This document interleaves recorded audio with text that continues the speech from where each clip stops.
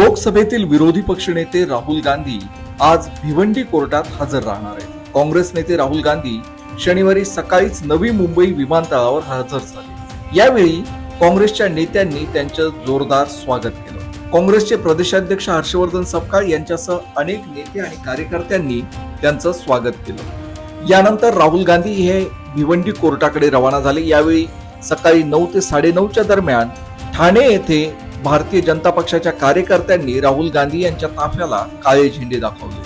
काँग्रेस नेते राहुल गांधी यांनी 2014च्या सार्वत्रिक निवडणूक काळात भिवंडी तालुक्यातील सोनाळे येथे आयोजित प्रचार सभेत महात्मा गांधी यांच्या हत्येमागे राष्ट्रीय स्वयंसेवक संघ असल्याचं विधान केलं होतं.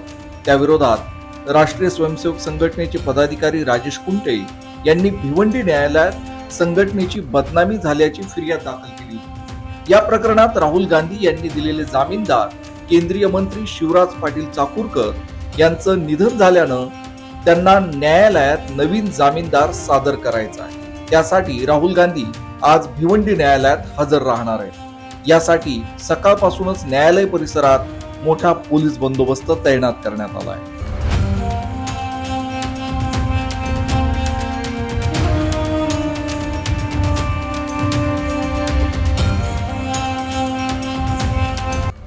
असेच माहितीपूर्ण व्हिडिओ आणि बातम्यांसाठी माय महानगर लाईव्हला सबस्क्राईब नक्कीच करा.